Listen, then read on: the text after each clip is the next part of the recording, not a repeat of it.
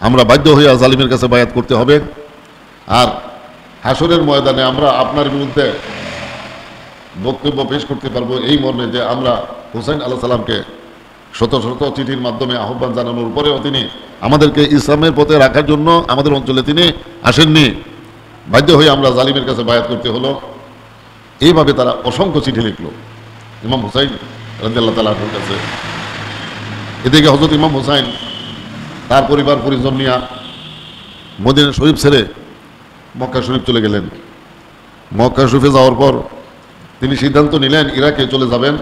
এই কথা মুসলমানদের কাছে প্রচার হয়ে গেল। নেতৃস্থানীয় সমস্ত সাহাবীগণ তাকে এই বলে বারণ করতে থাকলেন যে আপনি ইরাকে যাবেন না, ইরাকি মানুষ বিশ্বাসঘাতক, মুনাফেক।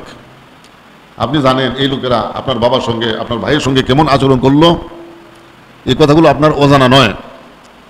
তারা ওয়াদা করবে, ওয়াদা রক্ষা করবে না, আপনাকে তারা শত্রুর হাতে তুলে দিবে, আপনি ইরাকে যাবেন না।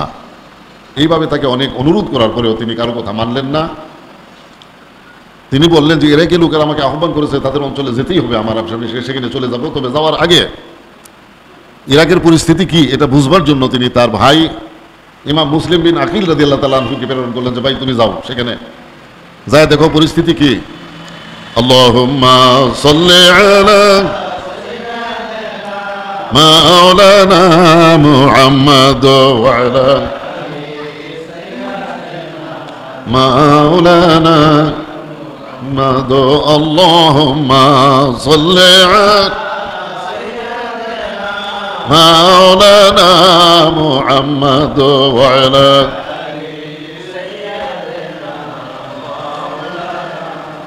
ইমাম মুসলিম রাদিয়াল্লাহু তাআলা আনহু হযরত ইমাম হুসাইনেরই চাচাতো ভাই ইমাম মুসলিম, তিনি সেখানে গেলেন। যাওয়ার সময় তার দুই সাহেবজাদা, তার দুটি সন্তান তার সঙ্গে যাওয়ার জন্য বায়না ধরল। ইমাম মুসলিম রাদিয়াল্লাহু আনহু মুরিদগণের অঞ্চলে যাইতেছেন।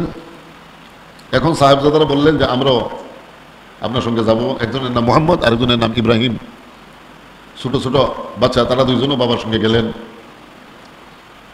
যাওয়ার পর প্রথমেই ইমাম মুসলিম রাদিয়াল্লাহু তাআলা আনহুর হাতে সাইয়েদনা ইমাম হুসাইনের পক্ষে 12,000 মানুষ বায়াত গ্রহণ করলো। ইরাকের অবস্থা খুবই ভালো, এটা ইমাম মুসলিম রাদিয়াল্লাহু আনহু বুঝতে পারলেন এবং তিনি সেখানে অবস্থান করতে থাকলেন। আস্তে আস্তে করে মুরিদদের সংখ্যা বাড়তে থাকলো।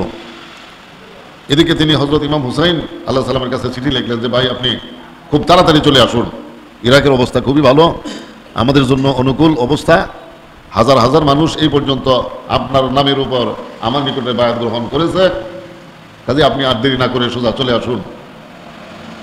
এই চিঠি যখন ইমাম হুসাইন আলাইহিস সালামের নিকট আসলো, তিনি মক্কা শরীফ থেকে রওনা হইলেন।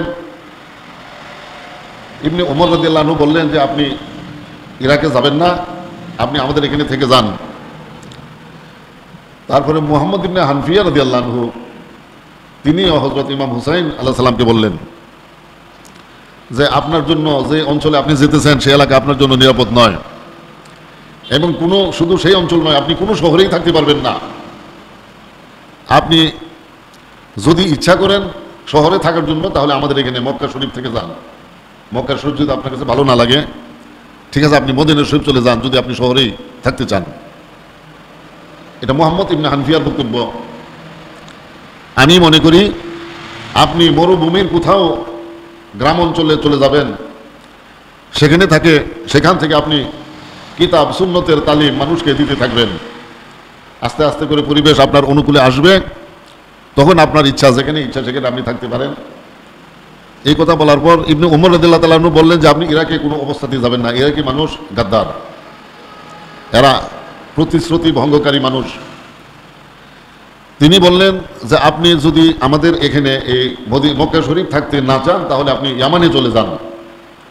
ইয়ামানের সমস্ত মানুষ আপনার বাবার মুরিদ, ইয়ামানি লোকেরা আপনাকে অনেক সম্মান করবে, আপনি সেখানে যান, তাও ইরাকে যাবেন না।